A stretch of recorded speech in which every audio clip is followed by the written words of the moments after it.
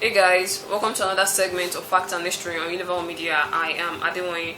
Today we are going to be talking about the Mad Queen of Madagascar, Queen Radama I. This queen was born in 1788 or 1790. Her birth dates are really questionable, so she should be born within this period of time. She was born to a farmer, so definitely she's from a very humble background.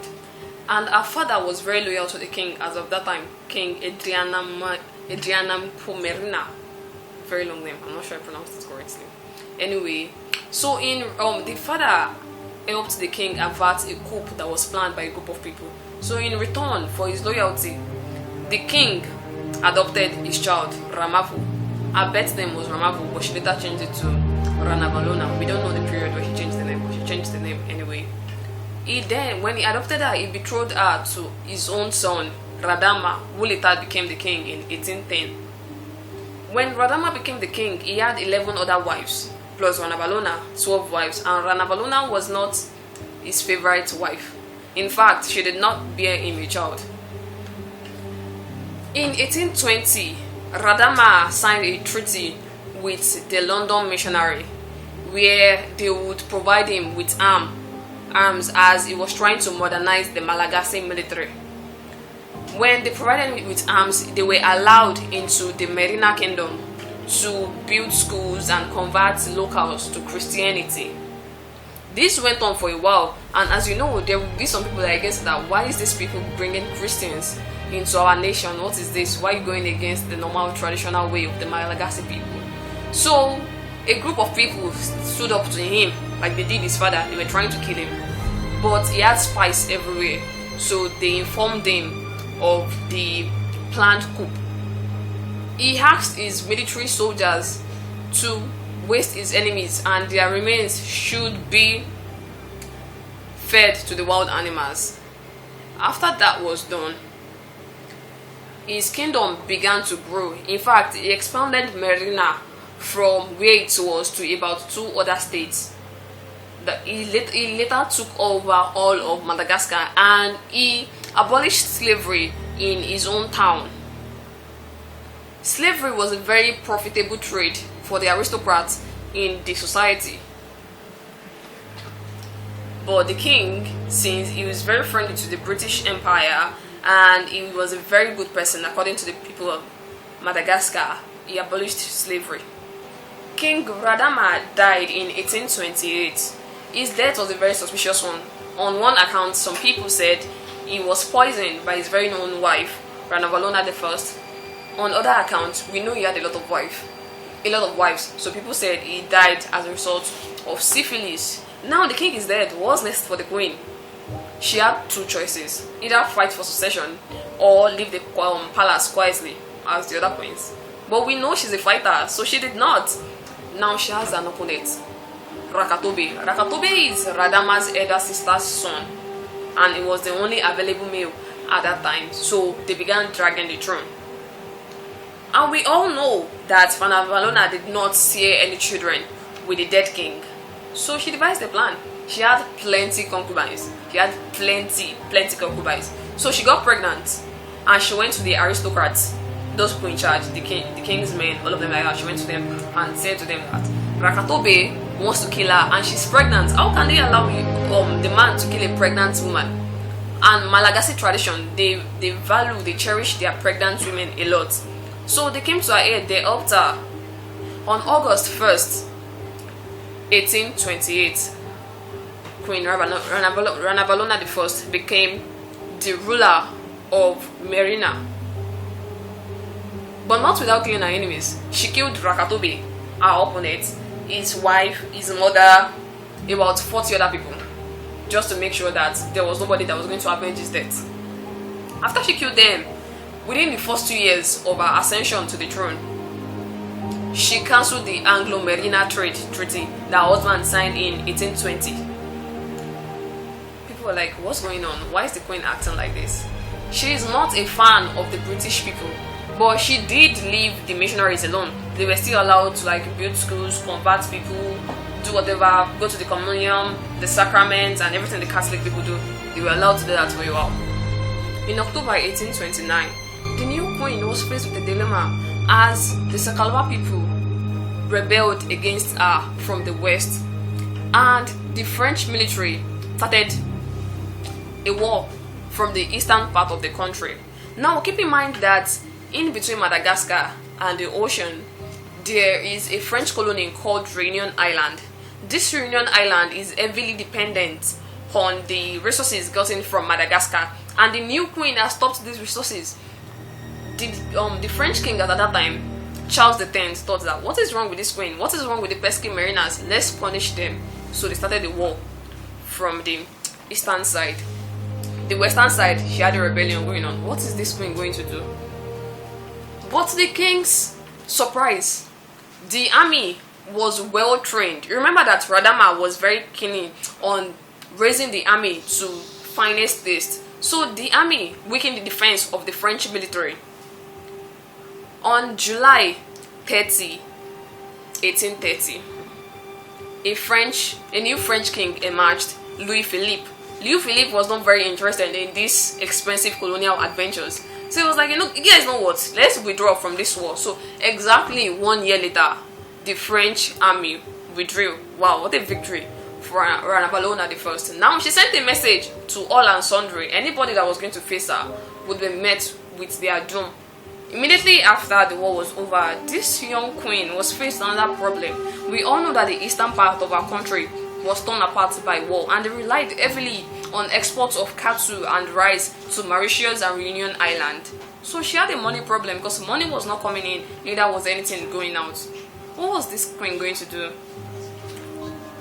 As a solution to the money problem, she started a bureaucracy where she put all of her military heads as portal authorities, where they had the right to regulate trade. Marina is a very big kingdom, so at the edges of the kingdom, she put her military heads, and she relied solely on written words to communicate with these portal heads. Now you will think that the queen is not there, and these people have the ability to negotiate with foreigners and communicate and everything like that, so they're going to rip her off. No, she sent a strong message across that anybody that does anything against her wish or the things she did not give them permission to do was going to be killed, and we all know how brutal she can be, so they dare not go against their very own queen. Now she found a solution to the problem. It is time to regulate imports. Like what Russia is doing right now. She made foreigners that wanted to buy anything from our country pay their local currency or do trade by barter. So their money increased in value and the kingdom started booming. In fact, Malagasy people refer to this period of our reign as high economic value, or the time where the trade boosted the most. And some pesky European historian might say that it was a terrifying reign. It was a very bad reign, that she led our economy to ruins, which was a lie. She developed a way to make money come in for her. In November 1831, she ordered a ban on sacraments and Holy Communion or anything that could tie the Malagasy people with the Christian ideology, and those who have been baptized had to renounce their faith, and those that are yet to be baptized can no longer be baptized. All the boys in the Christian schools, the London missionary that the former king signed the treaty with, are now the built schools. So all the boys in those schools, they were taken away from the schools and they were enlisted into the army. Now, a particular Christian man that already been converted before the ban on sacraments, named Danava. The name is pretty long, so I hope I got it correctly. The man who went around the town, the old island, and started preaching about how Jesus is the Lord and Savior, and how Jesus is going to come to abolish slavery. Because the queen, you remember that the former king has abolished slavery, but the queen now reinstated a new form of slavery. We get there, but that's not the issue now. So the court guards, they noticed that what is this man doing? So they questioned him that, hey guy, what's up? And the answer he gave was not accepted by them. So they reported him to the queen, and the queen ordered him and his preachers and his followers to be killed. Now this was the method they used to kill. It was pretty brutal. They dug a pit, threw them into it, then poured boiling water over them. That was the way they died. Basically, they boiled them, not even born, boiled them alive. like cooked them alive. Yeah.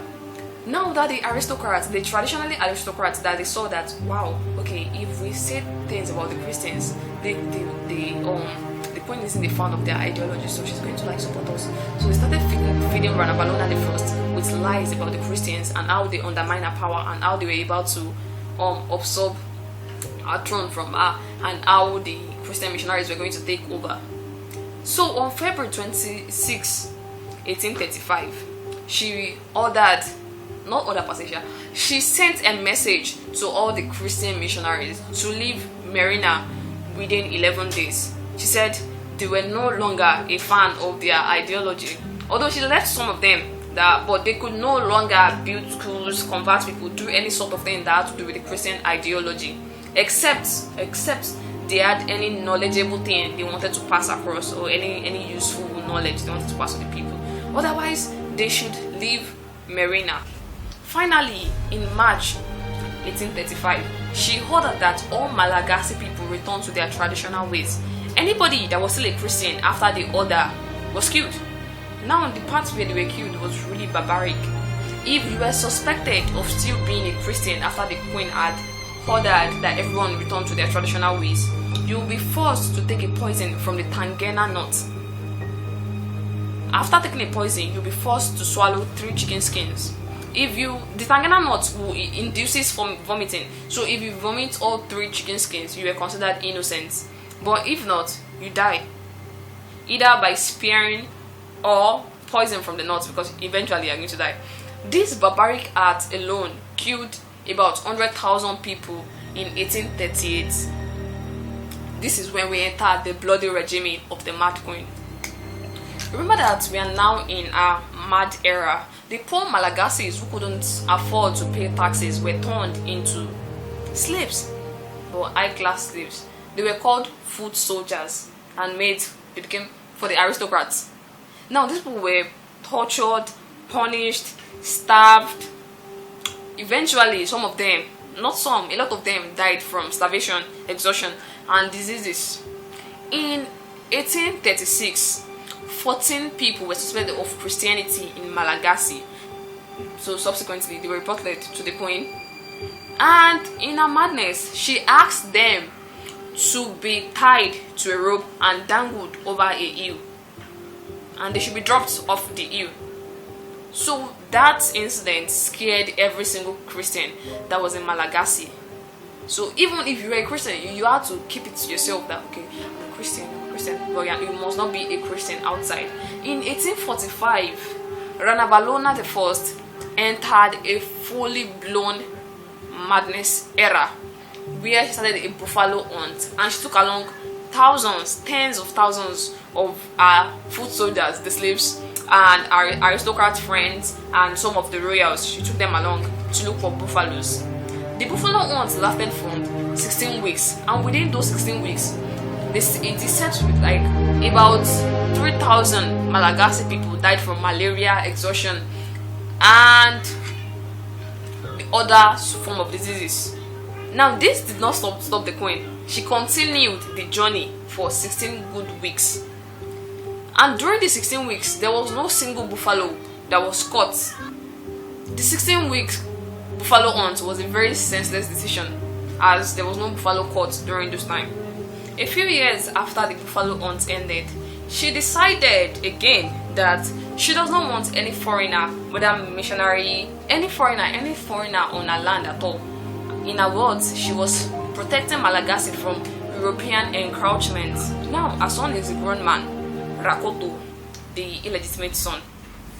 He is not a fan of his mother's policy, so he started going around giving food to the slaves and the foot soldiers and the court guards, everybody. He was a very, very likable man, in hopes that he could one day overthrow his mother, because he did not like the way she was ruling the kingdom at all.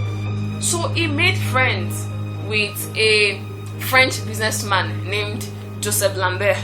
Lambert was a very popular person in Mauritius. He's an aristocrat, thanks to the slave trade. Now, he made a plan with Rakoto to overthrow the queen.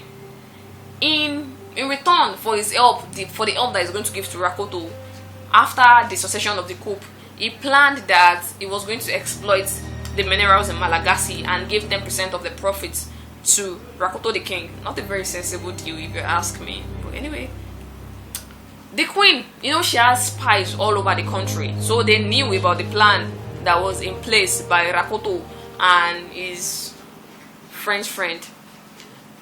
But she left them just to her own amusement. She was really bored. She was like, let me just watch what they're going to do. She left them for a while. Then this Lambert guy traveled to England, France, everywhere that he could make friends and build an allyship. So he wrote to his friend Napoleon III. He invited him to invade Merina, but the coup was a total disaster, as the queen has trained her military to the extent that they could not be penetrated. So what happened to the people who were in the coup? They were all killed. No mercy. But she left Lambert and her son. She just chuckled, and he's a very silly boy. The queen died after the 3 years of her reign. In 1861, the great queen died in her sleep, and on her funeral, 22 people died as a result of the celebration of her death. The court guards shot firearms into the air and 22 people died. So I would say a violent end to the reign of a violent queen. It was very befitting if you ask me. Now Rakoto succeeded his mother and became the king of Merina for just 2 years before he was assassinated. Now keep in mind that after Ranivaluna's death, Malagasy failed to produce any kind of royalty that had enough grip and enough strength to rule them properly, which finally led to their fall, and they became a French colony and what we now know as the Republic of Madagascar. This brings us to the end of this segment on facts and history. See you guys next time.